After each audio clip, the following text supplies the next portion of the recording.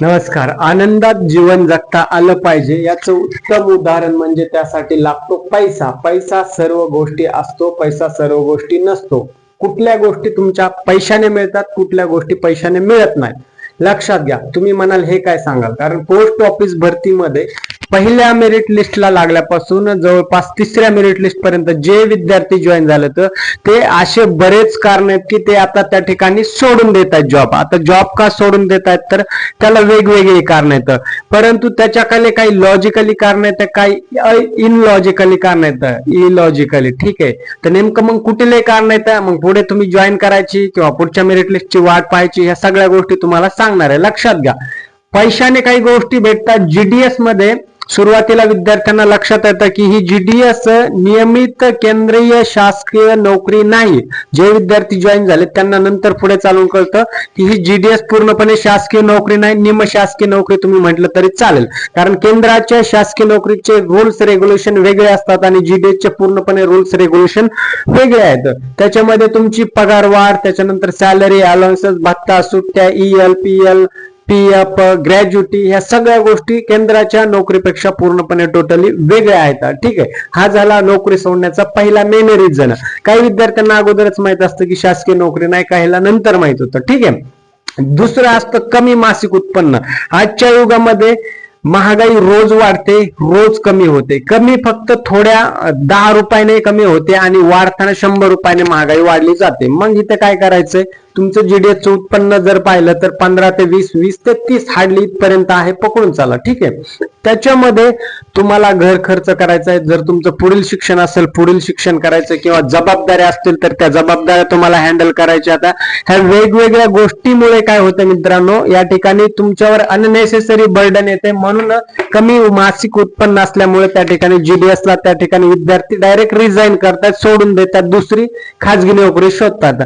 तिसरं आहे घरापासून दूर पोस्टिंग, घरापासून लांब पोस्टिंग. तुम्ही आहे तर मराठवाडा साईडला तुमचं पोस्टिंग आहे चंद्रपूर साईडला. ठीक आहे. डिस्टन्स बघितलं तर 500 ते 700 किलोमीटरचं, किंवा तुम्ही पश्चिम महाराष्ट्रातले आहेत आणि तुमचं पोस्टिंग आहे नागपूर साईड विदर्भाला, म्हणजे महाराष्ट्राचं एक टोक ते दुसरं टोक, म्हणजे अटक पासून कटक पर्यंत. थोडक्यामध्ये सांगायचं झालं तर मग तुम्हाला जर इमर्जन्सी आलं, गावाला येणं पॉसिबल नाही किंवा वेळ लागतो, त्याच्यामध्ये अधिक खर्च होतो, त्याच्यासोबत तुमची या ठिकाणी सेव्हिंग राहिली जात नाही कारण तुम्ही कुटुंबापासून दूर असता. हे झालं तिसरं रिझन की विद्यार्थी यामुळे जॉईन करत नाहीत किंवा जॉईन झालेले विद्यार्थी या ठिकाणी सोडून देतात. लक्षात ठेवा. चौथं आहे पुढील शिक्षण. काही विद्यार्थ्यांचं आता एम ए बी एड असेल किंवा ग्रॅज्युएशन डिग्री असेल, B A B com M A whatever जे काही शिक्षण असेल ते कोणी इंटेलिजन्स आर्टिफिशियल करत असेल, कोणी आयटी मध्ये जात असेल किंवा काही दुसऱ्या जॉबचं सर्चिंग करत असेल, लर्निंग करत असेल. पुढील शिक्षणामुळे ह्या नोकरी जर एकदा करायला लागलं तर काही त्याच्यामध्ये ट्रॅप मध्ये काही ठिकाणी आपण अडकले जात असतो, म्हणून त्या ठिकाणी पुढे तुम्हाला चान्स मिळत नाही पुढील शिक्षण घेण्यासाठी. म्हणून हे एक मेन रिझन आहे की पुढील शिक्षणासाठी सुद्धा डायरेक्टली विद्यार्थी डायरेक्ट जॉब स्विच करतात आणि आपलं गोल फोकस एकच ठेवतात. चला नेक्स्ट आहे खाजगी कंपनीत चांगला पगार. इकडे जर तुम्हाला 15, 20, 25 पर्यंत सॅलरी मिळते, त्याच कंपॅरिझन मध्ये खाजगी कंपनीमध्ये तुम्हाला डायरेक्ट साधारणपणे आता 25 ते 30 हजार मध्ये तुम्हाला जॉब आहे. आता एक गोष्ट सांगू इच्छितो, जर तुम्हाला शासकीय नोकरीमध्ये इंटरेस्ट नसेल तर आपल्याकडे खाजगी कंपनीच्या सुद्धा ज्या काही व्हॅकंट पोझिशन असतात, बऱ्यापैकी आपल्याकडे डाटा असतो, रिअल इन्फॉर्मेशन असते.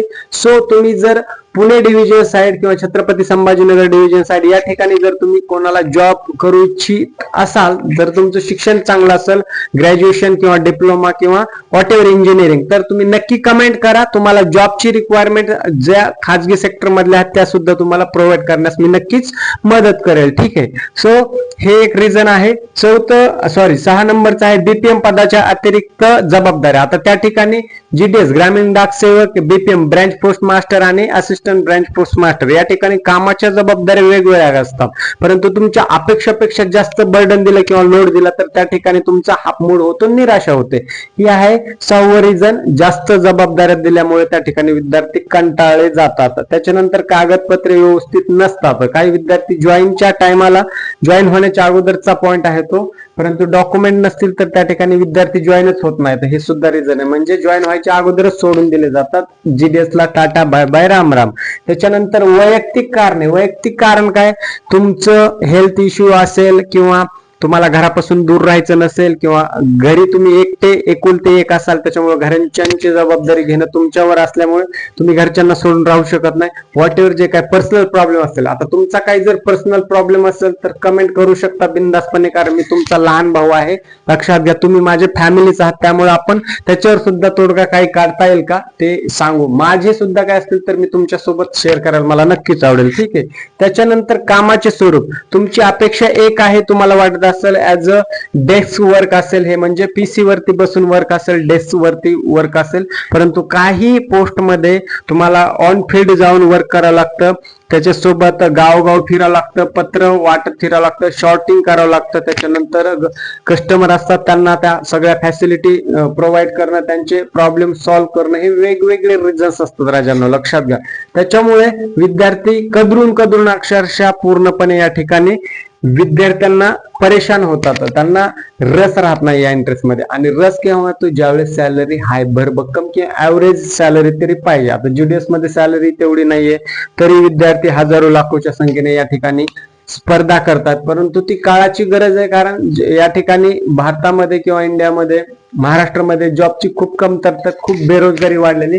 सो विद्यार्थ्यांना आपल्या वाटतं की फुल नाही फुलाची पाकळी काहीतरी आपल्याकडे येते, म्हणून ही जॉईन करण्यास काही विद्यार्थी खूप प्रामाणिकपणे कष्ट करतात आणि नेमकं त्यांचं सिलेक्शन होत नाही. ज्यांना सिलेक्शन झालं तर ते त्या ठिकाणी जीडीएस मध्ये जॉईन होत नाही, किंवा जॉईन झाल्याच्या नंतर सिलेक्ट झालेले असून सुद्धा ते पुढे सोडून देतात. अशी वेगवेगळी कारण आहे. मग मला एक गोष्ट सांगा की तुम्हाला जीडीएस खरोखर तुमचं गोल होतं, ड्रीम होतं, किंवा एक टेम्पररी बेस म्हणून तुम्ही जॉईन करणार होता as a career starting point म्हणून, कुठेतरी तुमचा एक आर्थिक खर्च स्वतः भागवण्यासाठी तुम्हाला जीडीएस मध्ये जॉईन व्हायचं होतं, किंवा पोस्ट ऑफिसच तुमचं टार्गेट होतं, ते मला कमेंट मध्ये नक्की कळा. आता जर तुमचं ज्या विद्यार्थ्यांचं झालं नाही, जर सिलेक्शन नाही झालं, तर जर झालं पुढच्या लिस्ट मध्ये, तर पुढे चालून तुम्ही जॉब सोडणार की कंटिन्यू पुढे एक्सटेंड करणार, हे सुद्धा मला नक्कीच तुमच्याकडून ऐकायला भारी वाटेल मित्रांनो. म्हणून सर्व गोष्टी शेअर करत राहा, खुश राहा, आनंदात राहा, चांगल्या गोष्टींचा विचार करा, बी पॉझिटिव्ह. इथेच थांबतो राजांनो. जय हिंद आणि राम राम.